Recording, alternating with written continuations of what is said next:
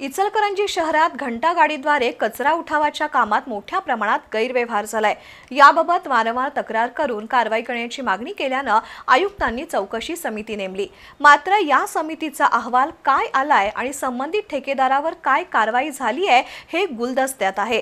त्यामुळे चौकशी समितीचा अहवाल मिळावा आणि कारवाईबाबत माहिती दिली नाही तर 13 ऑगस्ट रोजी महापालिकेसमोर उपोषण करण्याचा इशारा महाविकास आघाडीने दिलाय।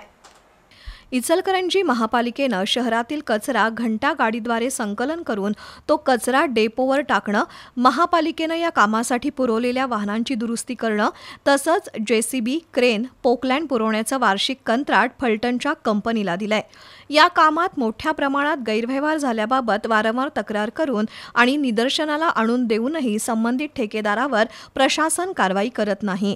महाविकास आघाडीनं याबाबत आयुक्त पल्लवी पाटील यांच्याकडे तक्रार केल्यावर त्यांनी चौकशीसाठी 14 जुलै रोजी अतिरिक्त आयुक्त सुषमा शिंदे, उपायुक्त अशोक कुंभार, मुख्य लेखाधिकारी विकास खोळपे, मुख्य लेखापरीक्षक आरती खोत यांची चौकशी समिती नियुक्त केली होती।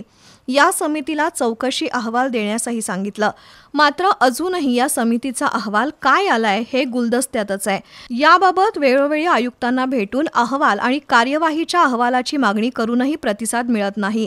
त्यामुळे चौकशी समितीच्या अहवालाच्या साक्षांकित प्रती मिळाव्यात आणि केलेल्या कारवाईबाबत त्वरित माहिती द्यावी, अन्यथा 13 ऑगस्ट रोजी महापालिकेसमोर लाक्षणिक उपोषण करण्याचा इशारा महाविकास आघाडीचे सागर चाळके यांनी दिलाय।